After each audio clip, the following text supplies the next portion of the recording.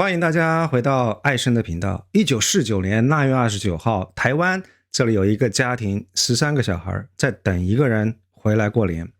桌上擺上了花，門口貼着對聯。母親王淑珍把飯菜都準備好了，就差她丈夫了。她從上海坐太平輪過來，船上還帶着一批魚苗，準備在台灣接着做他們家的生意。太平輪是一條老船了，往返上海跟基隆的客輪。兵荒馬亂的年代，這個票不好買，但是李浩明認識船長，他托關係搞到了黑市票。這一趟的太平輪只賣了508張船票，擠上來差不多有1500人。為了躲避共軍的封鎖線，船在伸手不見五指的黑夜裡面關掉了所有的燈，摸黑走。晚上11點25分，舟山群島海域，太平輪跟一條貨輪迎頭撞上了。45分鐘之後，輪船沉沒，1000多人，只有36個幸存者。李浩明不在這36個人的名單裡頭。這條船上大多數人的遺體從來都沒有找到過。台灣那邊除夕夜到了，大人們的臉色不太對，但是誰都沒有跟孩子們說。2天之後，10歲的李昌鈺才被告知爸爸不回来了。母親沉默了很長一段時間，然後他做了一件事情，他租了一架飛機飛到沉船海域上空去找，但是什麼都沒有找到，海面上只有浪花，連一塊木頭都沒有剩下來。66年之後，這個當年等不到父親的男孩已經經手了8000多起命案，從睡木機裡頭撿出2600根金髮，在辛普森的襪子上找到本來不應該出現在哪兒的血跡，幫肯尼迪遇刺案重新檢驗過彈道，全世界都叫他華人神探，當代的福爾摩斯。李昌鈺是美國歷史上第一個當到州級警政廳長的華人，但是2023年，一個聯邦法官在一份84頁的判決書裡頭寫了這麼一段話，大概的意思是說，除了他自己聲稱做過檢測之外，沒有任何的書面證據能夠證明這個檢測的過程曾經發生過。一條毛巾，一次從來沒有過書面記錄的血液檢測，2個17、18歲的少年因此坐了30多年的牢。李昌鈺這個一輩子讓證據說話的人，最後自己成了被告。2026年3月27號，李昌鈺在內華達州家中去世，享年87歲。他留下了一個傳奇。今天這個視頻不是一個華人之光的故事，但是也不是一個晚節不保的故事。說實話，我想了很久，到底應該怎麼樣講述李昌鈺。到最後，我覺得他的一生其實就是一個問題：一個人到底能不能夠依靠科學、靠證據、靠邏輯來對抗這個世界的不確定。李昌鈺他覺得他可以，他花了一輩子的時間來證明這件事情。太平輪，這是一條中國版本的泰坦尼克號，承載了太多的故事，有太多的傳奇。有意思的是啊，太平輪運營方的大股東之一叫做蔡天舵，那這個名字您可能不太熟悉，但是他的兒子你一定曾經聽說過，蔡康永。蔡天舵本人其實就在這條船上，但是他非常幸運，是36名幸存者之一。災難之後，保險公司因此破產，所以所有的賠償全都壓到他個人頭上，就此傾家蕩產。但是後來他在台灣靠當律師重新起家，50歲的時候生了蔡康永。2006年，蔡康永在《康熙來了》這個節目裡頭採訪了一個嘉賓李昌鈺，一個是船東的兒子，一個是遇難者的兒子，時隔57年坐在同一個演播室裡頭。在那期節目裡頭，他們2位好像誰都沒有提起過太平輪。我們還是回到1949年的世界，李浩明死了之後，王淑珍的世界就此天都塌了。52歲的時候，帶着13個孩子，沒有工作，沒有存款，但是他先做了一件事情，還債。丈夫做生意欠下的債，她一筆一筆的認，然後變賣古董家具，最後賣掉了房子。她說，咱們家遭了難，總不能夠讓別人也跟着倒霉。天可以塌下來，但是賬不能亂，賬不可以不認。還完債之後，他們家就真的空了。她給有錢人家當保姆，洗衣服、做飯、擦地板。本來一個會彈琴下棋、寫的一手好書法的大家閨秀，趴在別人家的地板上幹活，但是她給自己的小孩立下了一條鐵律，誰都不能夠違反的鐵律。13個小孩，每一個人都要練到博士畢業。結果呢，13個小孩最後真的全部都拿到了博士學位。2003年，王淑珍在紐約去世，活了106歲。小布什總統派代表來弔唁，康涅狄格州把他的生日定為王淑珍日。一個從江蘇如皋來的這個寡婦，靠給人家洗衣服養大了13個博士，而李昌鈺是13個博士裡頭排名第11位的。本來想當船長，他原本考上了台灣的海洋學院航海系，但是家裡實在是窮得叮當響，所以他轉去了中央警官學校，因為這個警官學校是免學費、包食宿，而且畢業之後還包分配，所以不是在追逐自己的夢想，而是要找一條活路。1960年畢業進台北市警察局，同年就被晉升為警長，才22歲就晉升為警長，是台灣有史以來最年輕的一位警長。但是在台灣做警察的這幾年，李昌鈺他看到了很多刑訊逼供的案子，很多時候警察在破案的時候沒有什麼頭緒，只有一個辦法，就是往死裡打，打到嫌疑人招供為止。他眼睜睜看着很多無辜的人被屈打成招，真正的兇手反而跑掉了。所以從他的心裡頭長出了一個問題，有證據會說話的時候，為什麼非要用酷刑去撬開人的嘴？1964年，李昌鈺他吃了鐵飯碗，帶着老婆宋妙娟登上了一條開往美國的船。他身上只有50美刀，他的英語大概只會3個單詞的程度。到了紐約之後，白天端盤子，晚上上課，周末教美國人打功夫，用2年半的時間讀完了別人4年的本科學位。1975年36歲的時候，博士畢業。畢業之後，哈佛大學找他，伯克利也找他，讓他去做分子生物學研究。但是李昌鈺他全部都拒絕掉了，他挑選了法醫學，這是一個冷門到不行，又窮又苦的一個比較新的領域。但是那個是他在台灣做警察的時候，看到那麼多讓他慘不忍睹的刑讯逼供之後，從內心深處長出來的東西。如果能夠讓證據說話，或許我們可以少很多不必要的刑讯逼供。1975年，他去了紐黑文大學創辦法醫學系，同時也接手了康州的法醫實驗室，設在一間改裝過的藍廁所裡頭，只有一台顯微鏡。一個指紋，一台顯微鏡，就是李昌鈺人生故事的開始。李昌鈺花了差不多10年時間，把康州的法醫實驗室變成的是全美最先進的犯罪鑑識中心之一。但真正讓他出名的，其實是一台睡木機。1986年11月18號，康州遭遇了一場罕見的暴風雪。丹麥籍的泛美航空的空姐海勒克拉夫茨，39歲，長長的金髮，高颧骨。她剛剛從法蘭克福飛回紐約，朋友把她送到家裡頭，然後晚上7點左右進了家門。但是從此之後，她再也沒有能夠活着出來。海勒的丈夫理查德是東方航空的飛行員，但是在他的簡歷裡頭有一段不太起眼的經歷。50、60年代的時候，他曾經給美國中央情報局的秘密航空公司飛過飛機，在老撾跟越南都曾經執行過秘密任務。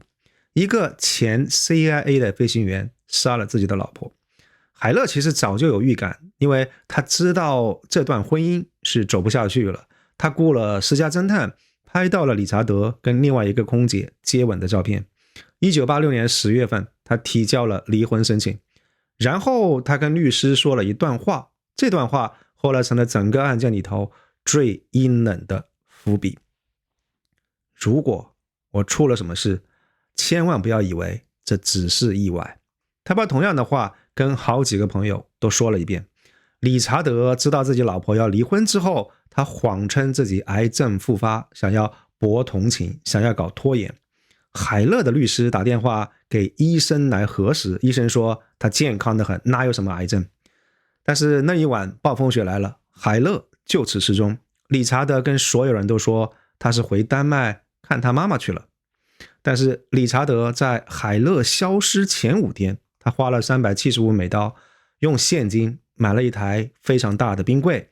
而在海勒消失的當天，他又用信用卡租了一台工業碎木機，花了900美刀。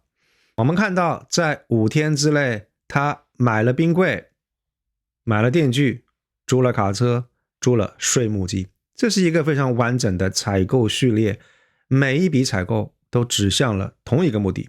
那這個案子本來其實是有可能就這樣過去的。一個人消失在暴風雪的夜裡頭，她的丈夫說她回了丹麥，誰能夠證明這件事情不是真的呢？但是有一個人，這個人是鎮上的掃雪車的司機。凌晨3點半，暴風雪最猛烈的時候，他在鏟雪，他看到了一個不太可能出現在那個時間段那個地點的東西。這是一輛租來的卡車，拖着一台大型的碎木機停在橋邊，一個穿着橙色雨披的男人站在旁邊。碎木機，橋上，河邊，暴風雪，凌晨3點半。所有這些元素組合起來，是一個讓人印象非常深刻的不尋常的時刻。這個掃雪車司機他減速看了一眼，然後那個人揮揮手讓他趕緊走。1個小時之後，掃雪車司機在附近的路上又碰到了同樣一套設備，還在運轉。他記住了這個人，也記住了這個場景。海勒曾經雇的這個私家偵探拒絕讓他的失蹤變成是另外一個沉睡的卷宗。他反覆找警方說這是一起謀殺案。最開始警方其實不太當回事兒，理查德他甚至通過了測謊。但是這個偵探他不願意放手，他找到了海勒家的住家保姆。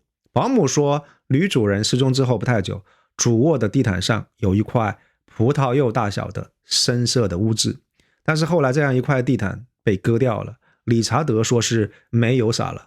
車庫裡頭新出現的大冰櫃也不見了。警方的現場證據跟採購鏈條閉合了。掃雪車司機帶着警方回到了這座橋，回到了可能會涉嫌謀殺的這段河岸。然後主角登場了，李昌鈺來了。他帶領團隊在黎明的河岸上搜索，在凍土、雪地跟淤泥裡頭，他們找到了數千根漂白的金髮，幾十塊人骨碎片、牙齒、指甲、少量的人體組織，全部都指向了海勒。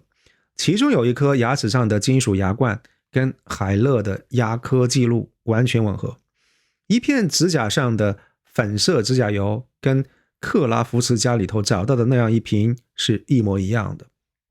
還有一片碎木機撕碎了但是仍然可以辨認的信封，上面寫着海勒的名字和家庭住址。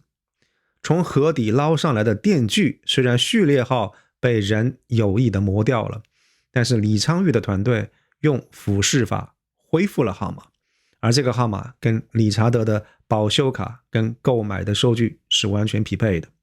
最後一步，李昌鈺和他的同事使用了同型號的碎木機，然後使用了豬的屍體做了一個模擬實驗。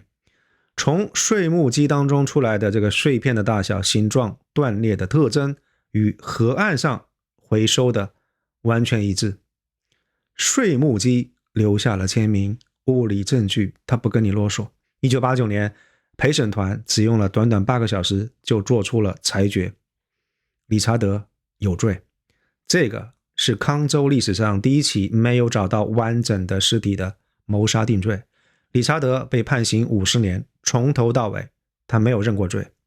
碎木機案之後，李昌鈺名聲大噪，案子像潮水一樣湧過來。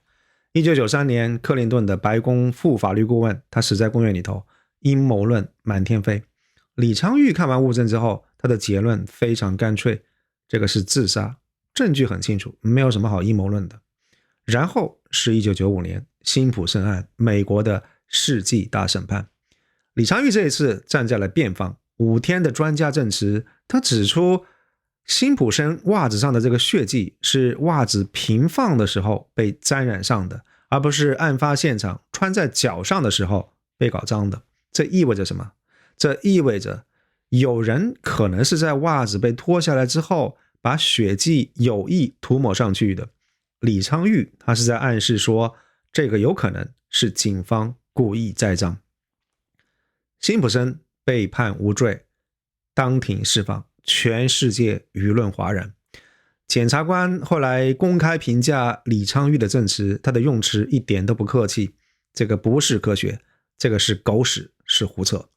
但是對於華人世界來說，這個全球直播的畫面太震撼了。美國整個世紀最受關注的審判，最核心的證據防戰，站在聚光燈下的那個人是華人面孔。1998年，康州州長邀請李昌鈺出任警政廳廳長，這是全美第一個華裔的州級警政領導。其實最開始李昌鈺不太願意接這個 offer， 但是他的母親當時90多歲的王淑珍跟他說，你做什麼事情不是為了你自己，你是要為未來中國的留學生趟出一條道路。所以最後李昌鈺他接了，在這之後就完全停不下來了。6歲選美皇后被殺案，華盛頓連環狙擊手案，911法醫調查，肯尼迪遇刺案的重審，一個接一個，橫跨全美50個州跟30多個國家，經手超過8000起重大案件，出庭作證超過1000多次。一個初到美國口袋裡只有$50的華人，變成了教科書、博物館、電視節目裡的符號。但是你知道符號這個東西，它不允許你有瑕疵的。2004年，李昌鈺接到了一個他後來說是職業生涯當中政治壓力最大的案件，也就是台灣總統大選以前，陳水扁跟呂秀蓮在台南競選的時候遭遇槍擊。他受邀赴台調查，但是給出了一個讓藍綠雙方都不滿意的結論。事後他說了一句大實話，一旦涉及到政治的時候，每一個人對於案情都有自己的理解，問題永遠說不清。這大概是他人生第一次碰到這樣一種科學證據真的搞不定的東西，因為人們想聽到的未必是真相，很多時候是他自己想要的這個版本的真相。好了，讓我們現在講一件不太好講的故事。我們把時間線倒回去，回到1985年，這個是稅目基案的前一年，距離辛普森案還有10年。此時的李昌鈺雖然已經是州警法醫實驗室的主任，但是沒有稅目基案的光環，沒有辛普森案的全球知名度，他就是一個47歲的亞裔移民，在一個由美國人主導的執法系統裡頭，想要拼命的證明自己。1985年12月1日夜間，康州新米爾福德鎮65歲的退休卡車司機卡爾在家中被殺，多處創傷，血跡遍布整個房間，天花板、牆面、地板到處都是，極其暴力血腥的犯罪現場。警方後來鎖定了2個嫌疑人，肖恩·亨林17歲，拉爾夫·伯奇18歲，兩個無家可歸的少年住在一輛偷來的別克車裡頭，他們靠入室盜竊維持自己的吸毒的經濟來源。這兩個並不是什麼窮兇極惡的悍匪，這是兩個在社會底層打轉的孩子。警方的理論是他們入室盜竊失手，撞上了老人，所以非常殘忍地殺害了他。但是這裡頭有一個巨大的邏輯漏洞，因為犯罪現場極其血腥，連血都濺到天花板上了。但是亨林跟伯奇的衣服上、鞋子上、車裡頭干干淨淨，一滴血都找不到，也沒有任何指紋，也沒有毛髮，沒有纖維，沒有任何現場的物證把他們跟這樣一間房子聯繫起來。一個現場極其殘暴血腥的兇殺案，但是2個嫌疑人身上干干淨淨，在這樣一種情況底下，你讓檢方如何能夠說服陪審團相信這2個人他們是有罪的呢？那這個時候李昌鈺的證詞出場了，他說他在樓上浴室的一條毛巾上看到了淡紅色的塗抹的痕跡，然後他做了一種叫做 TMB 的化學檢測，結果呈陽性。這裡我們要稍微解釋一下 TMB 是什麼。它檢測的不是血跡，而是鐵離子。因為血液裡面有鐵嘛，所以血液會讓這個試紙變顏色。但是鐵鏽也有鐵呀，某一些清潔劑裡頭也含有鐵離子，甚至連植物的氧化酶也能夠讓它呈現陽性。在法醫行業裡頭，這個其實是一種預實驗，它只能夠告訴你說這裡可能有血，但是它不能夠證實這一定是血跡。要確認的話，必須要走第二步流程，叫做確證實驗，然後這一步驟檢測的才是人血紅蛋白。但是這樣一條毛巾從來都沒有做過第二步，但就是這樣一條毛巾有了它之後，檢方的理論才能夠自圓其說，才可以站得住腳。2個少年殺了人之後，他們去樓上的浴室用毛巾擦掉了身上的所有的血跡，所以他們逃跑的時候才會乾乾淨淨的。沒有這一條毛巾，檢方不可能贏這個官司。而李昌鈺給了他們這樣一條非常關鍵的物證，嚴絲合縫的堵上了證據鏈上的漏洞。有一些人說李昌鈺他是偽造了這個檢測的結果，我們姑且來推測一下他為什麼要這麼做。我們要理解一下1985年的李昌鈺他到底是誰。他的實驗室剛剛從男廁所搬出來沒有幾年，一個由白人主導的執法系統裡頭，一個口音隆重的華人科學家，每一次被叫到犯罪現場，每一次在法庭上給出見證的結論，都是一次考試。你交出答案，你才有價值。如果你什麼都交不出來，下一次他們就不會叫你了。而且不單單只是他一個人的壓力，80年代的美國，法醫這個職業正在被神化。如果大家曾經看過美劇 CSI， 你大概能夠明白這樣一種感覺。警探拿着卷宗走到地下室，法醫看一眼照片，翻2下顯微鏡，就能夠告訴你兇手到底是誰，用的是什麼樣的兇器，幾點鐘動的手。檢方他也需要法醫給出一錘定音的結論。陪審團其實早就已經厭倦了主觀的推斷跟臆測，他們也需要有一個穿白大褂的權威來告訴他們什麼是標準答案。受害者家屬同樣需要有一個人站出來說就是他幹的。李昌鈺在這樣一種情況下，就是整個美國社會當時期望出現的這個神。我們可以想象一下他當時面對的局面，一樁非常血腥的兇殺案，一個65歲的老人被連刺27刀，他的女兒親眼看到父親泡在血泊裡頭，警方鎖定了嫌疑人，動機也有了，就只差一樣東西就可以讓犯罪嫌疑人伏法，物證。全證都在等一個交代，而你一個需要整個系統來認可你的外來者，是那個掌握了鑰匙的人，怎麼辦呢？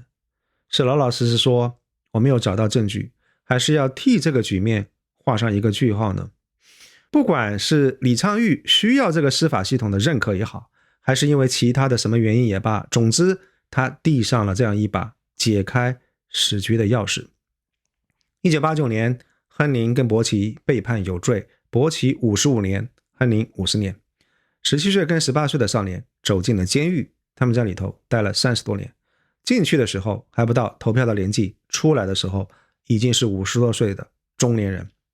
2013年，一個專門替冤案翻案的組織，他們開始重新調查這個案子。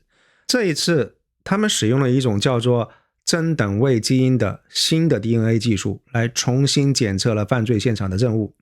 結果就是現場事件關鍵物品上提取到的 DNA 全部都指向了同一個未知的女性，不是亨寧，不是伯奇，是一個截止目前為止依然身份不明的女人。然後他們重新檢測了這條毛巾，毛巾上的物質不是血液，是某種無機材料。所以檢測的結果告訴我們，毛巾上從來都沒有血跡。你可能會說，好吧，30多年以前的事情了，當時的技術非常有限，就算是錯了不奇怪，的確是这樣。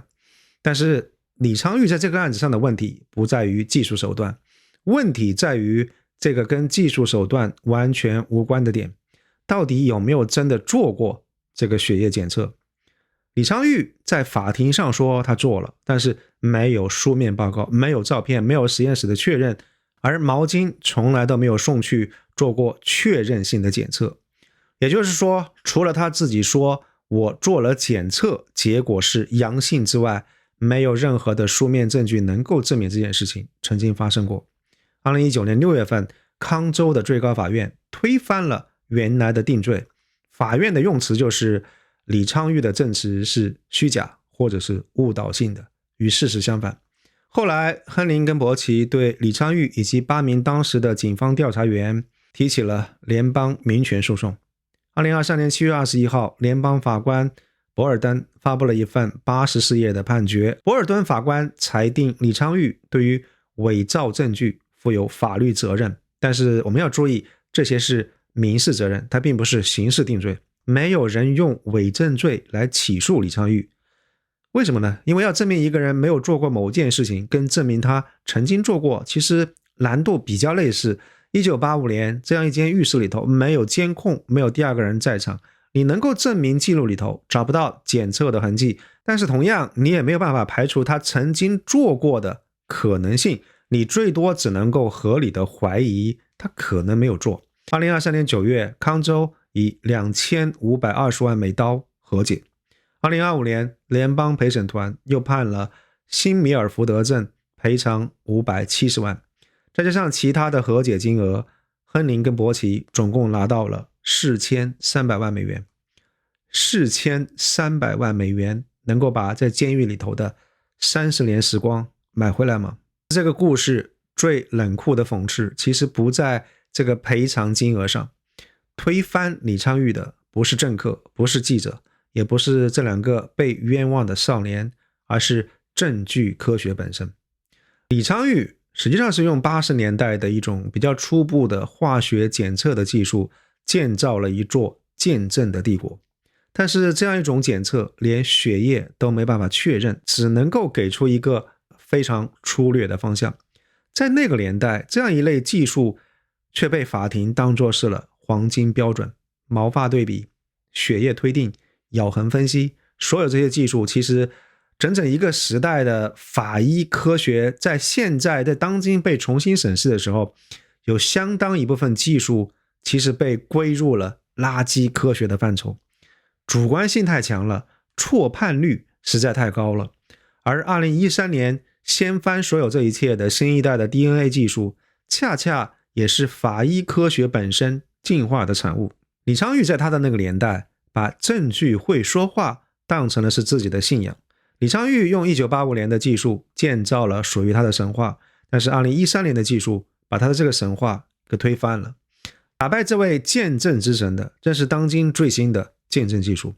而李昌鈺自己的回應呢，他說，在我57年的職業生涯當中，我調查了8000多起案件，從來沒有被指控過有任何不當的行為。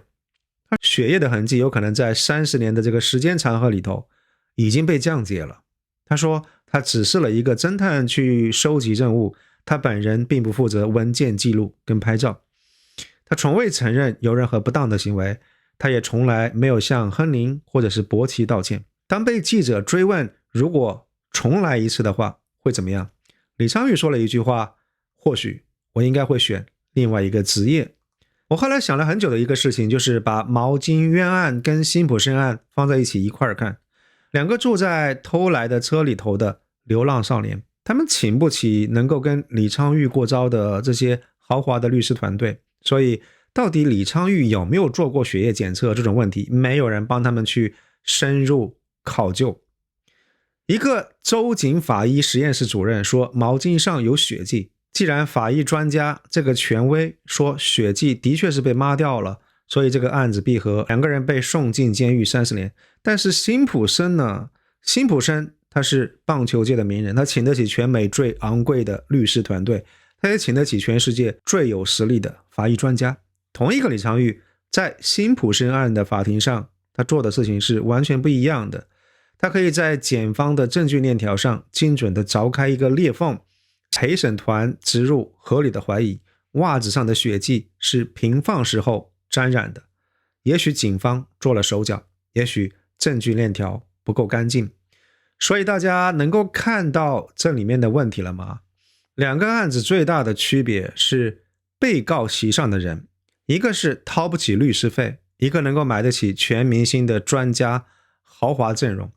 同一個專家的同一套工具，在兩個法庭上運轉出了截然相反的結果。窮人始於專家給出的確定性的結論，而富人他們活於專家制造出來的合理懷疑。這並不是在指控李昌鈺，他在辛普森案裡頭的證詞有可能完全是對的。洛杉磯警方他們的證據處理也的的確確有非常嚴重的問題。問題不在於李昌鈺，問題在於美國這台司法機器。美國的對抗制司法假定事實的真相會在控辯雙方的交鋒當中自然而然地浮出水面，但是這個假定有一個重大的前提，就是控辯雙方實力對等。那如果實力不对等的時候，這樣一台機器本身就會對窮人跟富人運轉出完全不同的結果。在這個地方，我想岔開來說一件事情。李昌鈺他經手了8000多起案件，被質疑的有幾起呢？毛巾案加上後來被翻出來的幾樁血液鑑定的偏差，稱是不過5起案件，8000%，大概是6%左右。這個比例算高嗎？在法醫鑑識這個行當裡頭，出錯的遠遠不止他。2015年 FBI 對於自己的毛髮分析的部門做了一次內部的審查，268起庭審 96% 都含有錯誤的證詞。26個分析師裡頭有25個其實都有問題。馬薩諸塞州一個叫做安妮·杜坎的化驗員，他一個人憑一己之力污染了34000起案件。俄克拉荷馬的喬治·吉爾克里斯特，他經手了3000起案件，他的證據促成了23個死刑判決，而其中12個人已經被非常冤枉的執行了死刑。即便是公認最可靠的指紋鑑定，在標準測試的假陽性率也有 0.1%， 而毛髮對比經過 DNA 驗證之後的結果，錯誤的匹配率達到了 11%。 而李昌鈺的6%放在這樣一堆數字旁邊，我們不得不說一句公道話，李昌鈺的記錄已經算是非常漂亮了，遠遠好過整個行業裡頭的技術誤差率。但是我們曾經聽說過剛才這幾個人嗎？大概率沒有。為什麼？為什麼所有的人都盯着李昌鈺？李昌鈺他自己曾經有過一個解釋，判決之後他在給朋友的私人短信裡說，白人攻擊華人的事件越來越多了，他們也認為這是一個很好的機會能夠把我扳倒。有沒有這個可能？有一些種族歧視的成分在裡頭，或許有吧，但是我覺得這個不能夠解釋所有的事情。